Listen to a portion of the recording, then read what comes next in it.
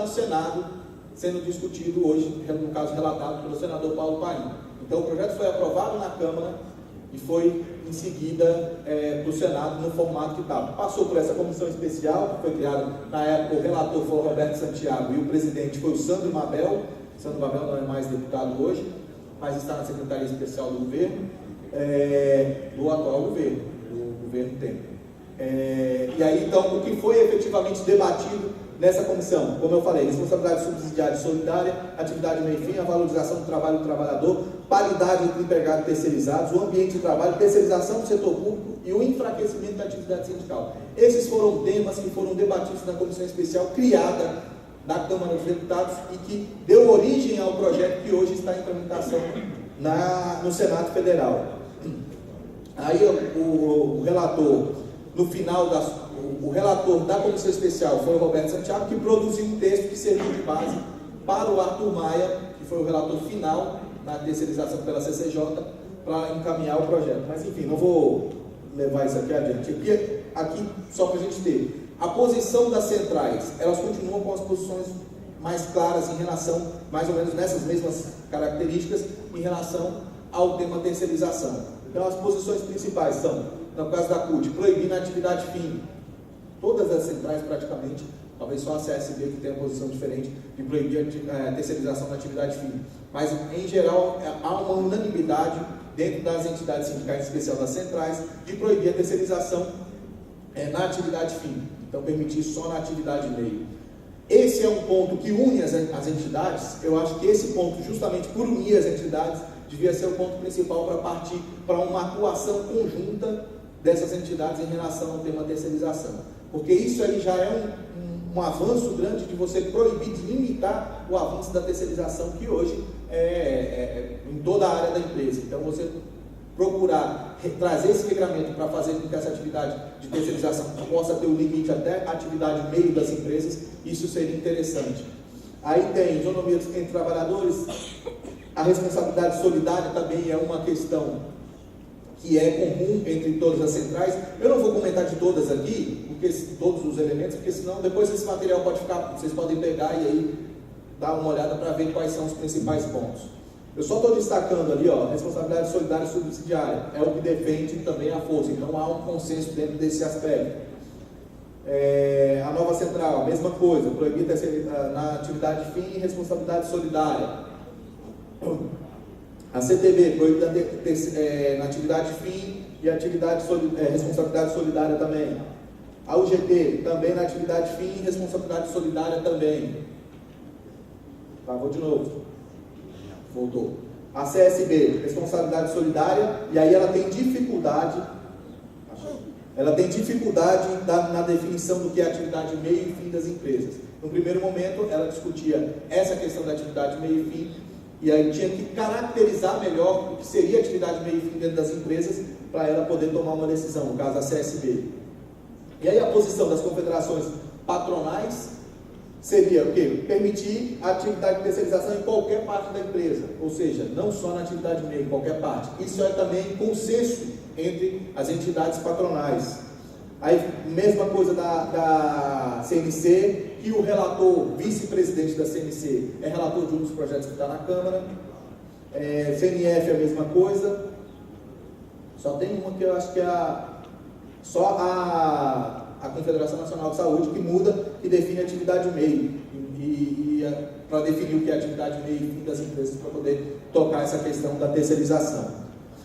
A conjuntura para o setor, como eu falei, no setor judiciário a gente tem um avanço para cima das empresas de terceirização, ou seja, as empresas têm perdido as ações judiciais e aí por isso elas buscam uma regulamentação para poder ter uma facilidade da sua atuação, da atuação de mercado dessas empresas no cenário de terceirização. Então, por isso, há hoje interferência direta do setor patronal dentro do Congresso Nacional para regulamentar a atividade de terceirização, para que eles possam ter facilidade na sua atuação comercial. Então, tem uma ação no STF, que aí houve uma repercussão geral dessa ação, enfim, e aí naquela área de uma empresa de celulose, papel celulose e tal, que ela terceirizava o corte das árvores lá e aí identificaram que isso não era atividade meio, era atividade fim, e aí entraram com um processo contra essa empresa. Isso deu uma repercussão grande, e aí, como não estavam conseguindo regulamentar isso via judiciário, canalizaram todas as suas atuações para o Poder Legislativo, e aí por isso que veio com uma certa celeridade a tramitação especial na Câmara dos Deputados do projeto de terceirização. Aqui está muito pequeno as letrinhas, mas depois vocês vão poder levar isso aí só para ter a ideia. Aqui são os projetos de terceirização que estão em discussão hoje no Senado Federal. Qual foi a ideia? Você quer ver? Qual foi a ideia de ter dessa questão, uma questão mais estratégica de atuação do próprio movimento sindical em relação à terceirização nesse processo específico no Senado Federal? Como foi aprovado o 4330, que virou PLC 30 no Senado Federal, muda de número quando muda de casa, se for alterado o PLC 30, que é o 4330, no Senado, a Câmara fica com a palavra final. Então a Câmara decide como seria o voto dentro daquelas perspectivas, do que foi mudado, modificado com o Senado, do que a Câmara aprovou. Dentro desses dois textos, a Câmara podia trabalhar e apresentar um texto e aprovar, e aí dali sairia para a sanção. Então a Câmara fica com a palavra final. Nessa outra atuação, qual era a ideia? Era rejeitar ou arquivar o projeto de terceirização que foi votado na Câmara.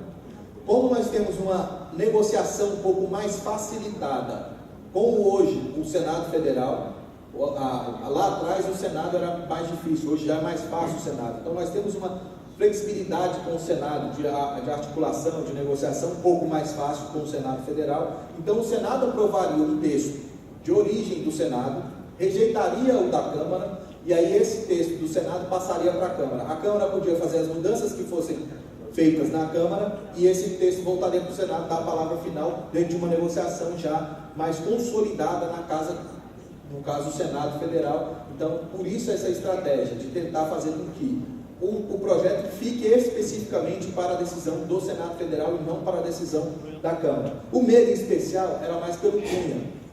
Só que a gente sabe que não só o Cunha saiu da presidência, está licenciado, não, está afastado da presidência e até mesmo do mandato, mas continua atuando.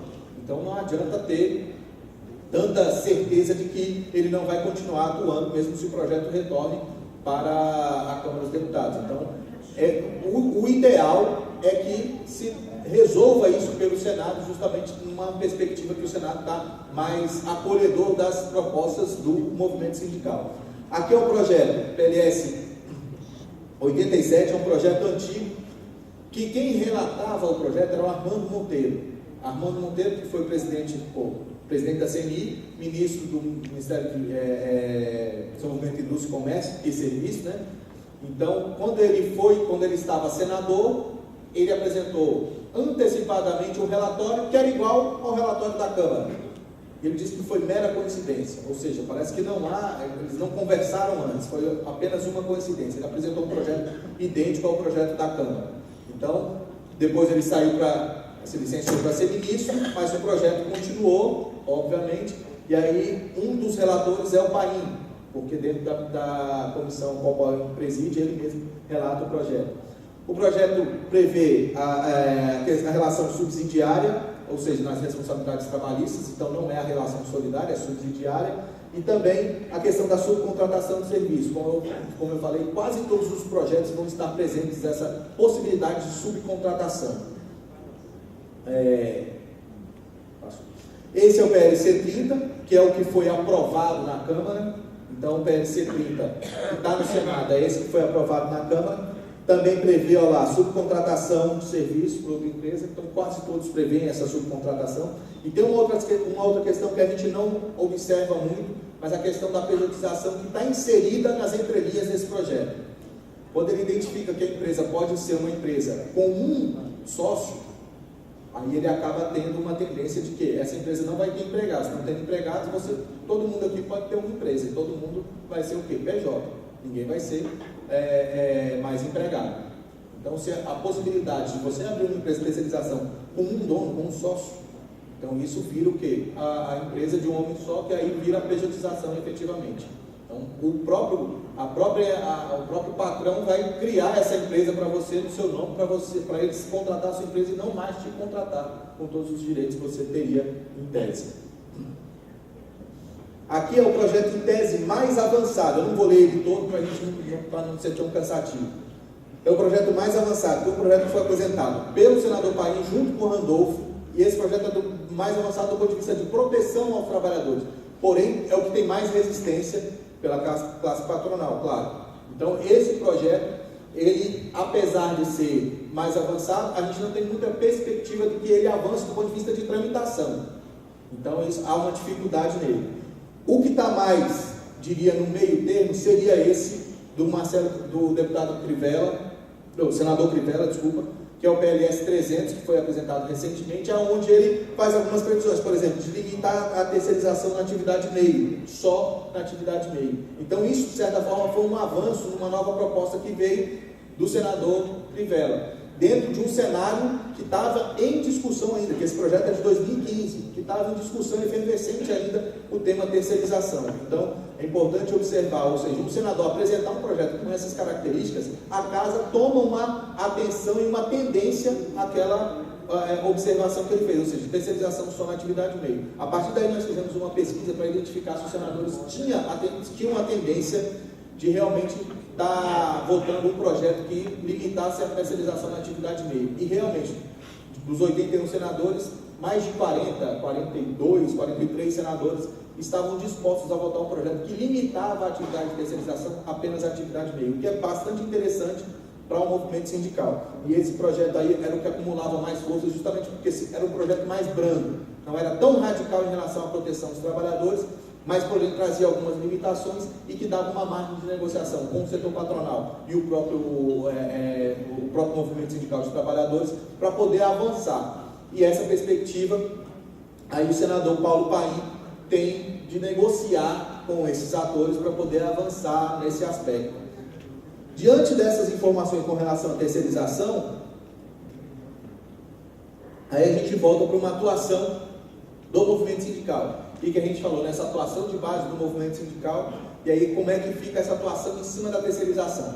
A terceirização na Câmara, ela foi votada em 3 etapas.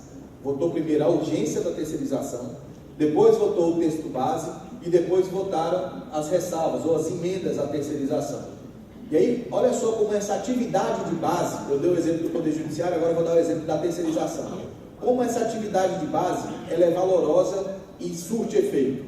Quando se votou a urgência foi por um acordo. Isso é muito comum na Câmara, votar a urgência de projetos por acordo, porque você não tem nenhum compromisso com o mérito do projeto, você tem um compromisso em votar só apenas a urgência, que é uma característica regimental que dá possibilidade para o presidente pautar o projeto a hora que ele achar conveniente.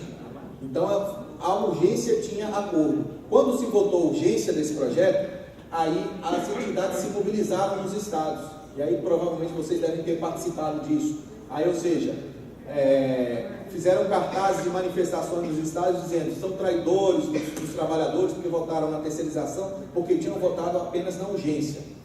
E aí essa mobilização enfraqueceu a votação que seria na semana seguinte.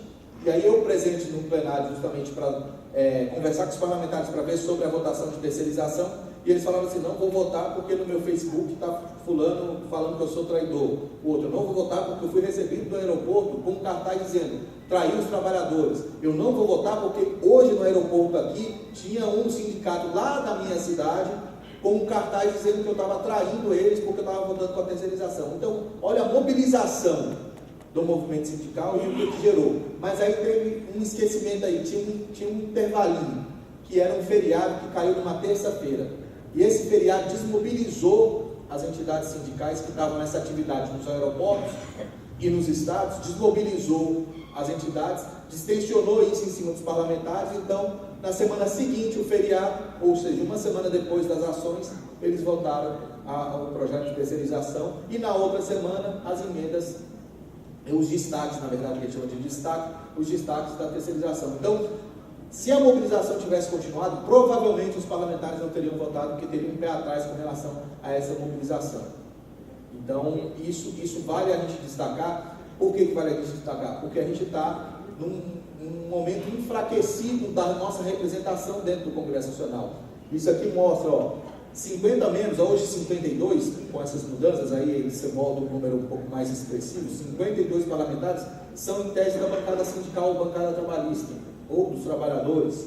Então 50 deputados, desses 220 são parlamentares, ou seja, 513 deputados, 220 são empresários, são colocados ali para atuar para o setor empresarial, 50 para atuar para os trabalhadores.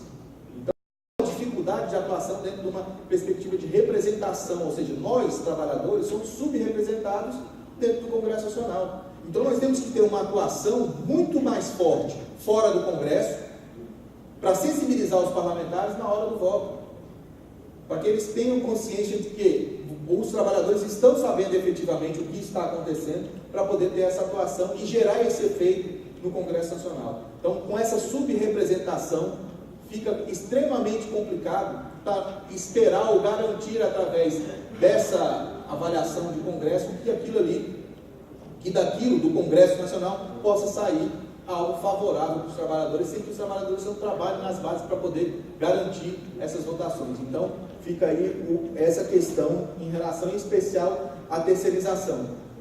Nesse cenário, a gente tem que observar esses detalhes da nossa atuação em relação em especial à terceirização, mas os próximos pontos que vão seguindo além da terceirização. A meta da CNI hoje é a regulamentação da terceirização em toda a atividade, não só na atividade fim, em toda a atividade, não só na atividade meio, em toda a atividade. E agora não é mais negociado sobre legislado, é modernização das relações, das convenções coletivas, dos acordos e convenções, enfim, é modernização da relação capital e trabalho. Então eles não estão chamando mais nem de negociado sobre legislado, que isso trouxe uma carga muito pesada, ideológica para esse tema, então eles chamam de modernização das relações de trabalho. Nesse cenário, a gente vai ver que provavelmente esse semestre ainda, o senador Paim, foi pressionado recentemente, essa semana e semana passada, para que ele pudesse apresentar o parecer dele de terceirização. Quem pressionou ele foi o próprio senador Renan, presidente do Senado. Então, há um cenário de preocupação em relação ao tema terceirização, e o próximo será o negociado sobre legislado. O presidente do TST se reuniu com algumas entidades das centrais sindicais, das confederações patronais e confederações de trabalhadores, e falou que concorda com o projeto negociado sobre legislado que foi apresentado pelo deputado Júlio Lopes do Rio de Janeiro. Então há um cenário, ou seja, no Poder Judiciário há uma tendência, o setor patronal está com essa tendência, e a gente tem um Congresso que não necessariamente nos representa dentro do que é aquilo de respeitar os direitos dos trabalhadores. Ou seja, nós estamos numa situação extremamente delicada, que se não havendo esse trabalho de base que eu citei aqui, eu não estou falando desse trabalho de base da boca para fora, por experiência mesmo, por ver que isso dá certo. Então, se esse trabalho de base não for feito, dificilmente nós vamos conseguir vencer essas etapas, terceirização, dificilmente nós vamos conseguir vencer a etapa do negociado sobre legislado, e a retirada de direitos dos trabalhadores vai ser uma coisa certa. E o próximo vai ser a Previdência. E justamente num cenário onde nós estamos em desvantagem. A economia vem no enfraquecimento, o número de desemprego aumentando. Hoje o número de desemprego que nós temos está próximo ao de 2009. Se ele continuar nessa mesma tendência, o ano que vem, provavelmente no meio do ano que vem, se continuar nessa mesma tendência, nós vamos pegar os índices de desemprego de 2000 para 2002. Não sei se vocês vão se lembrar disso. 2000 para 2002, o índice de desemprego era tão alto que, por exemplo, tinha fila de emprego. Teve uma reportagem à época, no Rio, uma fila que dava voltas nos quarteirões com desempregados para uma vaga de gari, aonde se encontrava advogado, economista, vários setores, vários profissionais dentro dessa área, buscando uma vaga, no caso, na vaga de gari, não desmerecendo, não, mas só para ver a situação do trabalhador em relação a isso. Ou seja, nós vamos chegar nos níveis de desemprego lá de 2000, entre 2000 e 2002, se continuar nessa mesma tendência.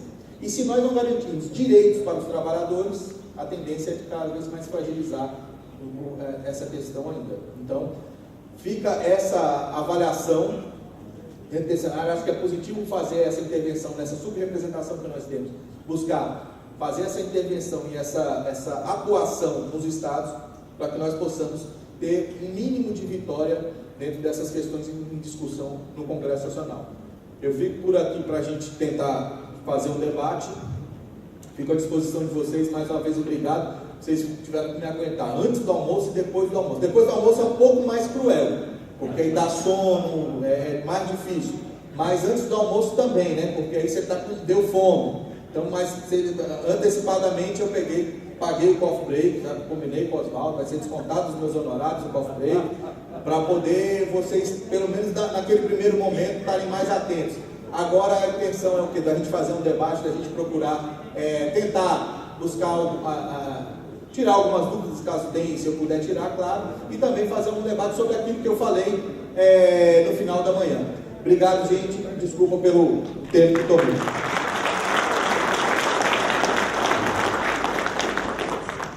Bem, companheiros e companheiras, eu gostaria de agradecer e citar aqui a modéstia do André Luiz, porque inclusive, André, você soube equalizar e fazer a conexão perfeita da sua palestra da manhã com essa da tarde. E parece até, vejam bem, eu vou ler só de um textozinho, que eu fiquei bem atento a isso, o que o Paulo Paim falou aqui, você, ipsis verbis, praticamente colocou aí.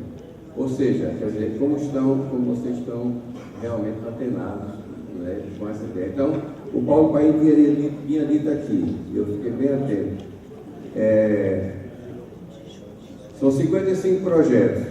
A PLC 30, 2015, você se referiu realmente à terceirização, prevê a terceirização de qualquer setor de uma empresa, incluindo a atividade fim. Você tanto frisou isso, que é realmente um problema. E outro aspecto interessante, que você parece que tinha realmente percebido isso já antes, até da leitura, que você colocou, que o Paim colocou, o senador. Não é reforma, como você falou, essa terceirização pode levar, na esteira dela, virão outras perdas, outros malefícios. Você foi muito feliz, muito inteligente, muito objetivo e muito didático. Tanto que aqui, só para confirmar isso que estou dizendo, e mais mostrar o valor da sua palestra, pela manhã e pela tarde, não é reformando a Previdência e flexibilizando a legislação trabalhista que o país vai crescer e gerar emprego e renda. Ou seja, um malefício puxa outro e o outro puxa o dano maior. Então você soube concatenar, conectar, equalizar tudo isso. Então você está de parabéns, porque você pegou, de certa forma, um imprevisto agora e você soube tornar realmente o imprevisto um previsto muito bem discutido, muito bem aprofundado. Parabéns pela sua capacidade, pela sua maneira, pelo seu didatismo e, seguindo logicamente as normas, eu passaria a palavra aqui, só vai haver um debatedor aqui na mesa, o Carneiro abriu mão, e depois eu voltaria a palavra ao plenário, em que pese a ambas as palestras terem sido bastante esclarecedoras, mesmo assim eu acredito que, por serem esclarecedoras, são bastante motivadoras. E daí ensejarão perguntas. Então, passo a palavra ao Edson, que ele terá um comentário a fazer. E mais uma vez quero reiterar, André, o nosso agradecimento e a sua competência aqui provada nesse momento. Eu que agradeço a paciência, mas fico à disposição aí. Queria saudar o amigo Carneiro, Lutgar, a comissão organizadora desse Quartetec, saudar o amigo André, já conheço ele de vários seminários, encontros, na área do comércio, na área da educação, no fórum sindical. Gostaria também de fazer uma saudação especial para a grande presença das mulheres dirigentes sindicais, que a gente sabe que a dificuldade, as barreiras que as mulheres encontram para entrar no movimento sindical. Em nome delas, eu saúdo todos os trabalhadores, dirigentes sindicais aqui presentes, como também em especial a presença da delegação de Santa Catarina e do Rio Grande do Sul, representantes da difusão cultural e artística.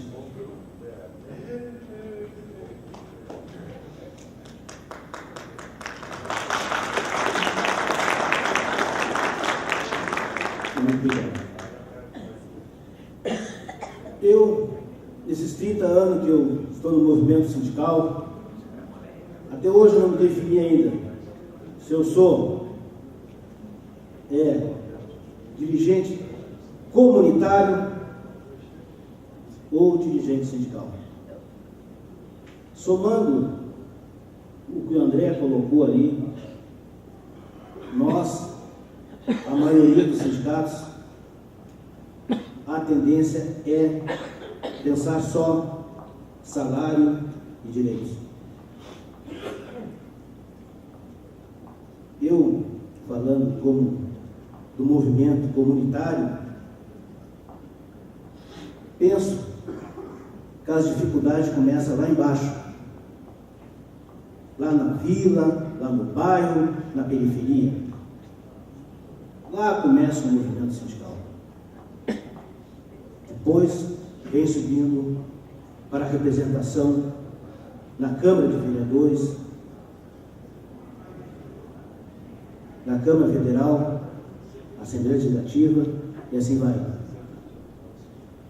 Pelo que o André falou, a gente sabe que mostrou o quadro ali, que nós temos poucos deputados ou vereadores que têm aquele compromisso com aqueles que compactuaram com o voto nas eleições. Essa aí é a dificuldade do movimento sindical. Que eu sou convicto numa questão, companheiros, posso ter errado, se me corrijam. Trabalhador não vota em trabalhador.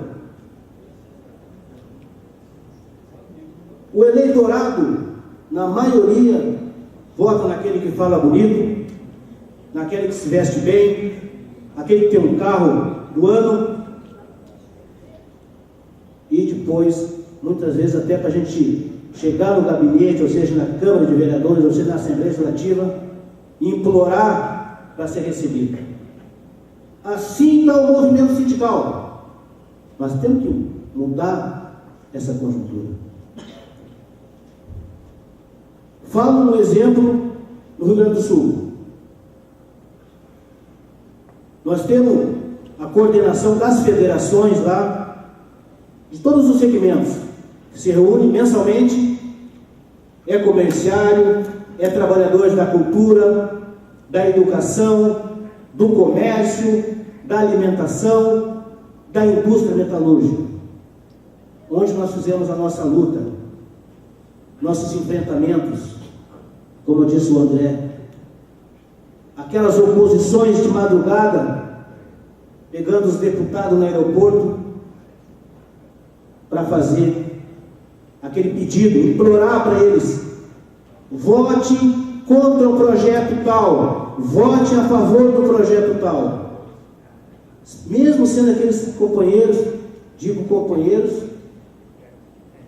que a gente apostou neles na urna. E muitas vezes, como o voto lá, ou é secreto em aberto, votam contra os trabalhadores. O movimento sindical, nós temos uma grande força, que é o voto. Nós temos um grande aliado, que é as centrais sindicais, que são nosso instrumento de luta. Acima, nós temos as nossas confederações, digo, a confederação nossa, que é do nosso grupo, a CNTEC, que é o nosso instrumento de orientação, apoio, e até então tem feito um trabalho excelente. Só o fato de trazer nós para nos reunirmos aqui. As dificuldades a gente sabe, companheiros, vem não é de hoje, não é do governo, não é desse governo, não é do governo passado, isso já vem há anos. Nós, dirigentes sindicais, temos que entender que nós se acomodamos. Só que a máquina da política está passando por cima de nós. E nós não devemos passar. Como diz o pejorativo gaúcho, nós temos deixando passar o cavalo encilhado. A terceirização veio, passou, nós ficamos de braços cruzados. Uma minoria fez a oposição. Então, pessoal, nós do Rio Grande do Sul, lá, dentro dessa comissão das federações, a gente tentou, de uma maneira ferrenha, como diz o gaúcho, conseguimos algumas questões lá na nossa briga, que vem a somar, como que o André falou ali. Nós temos que nos unir.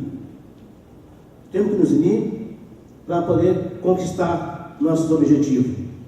Primeiramente, eu acho que abriu a porteira, desculpa o pejorativo gaúcho, abriu a porteira. A súmula 86 é a primeira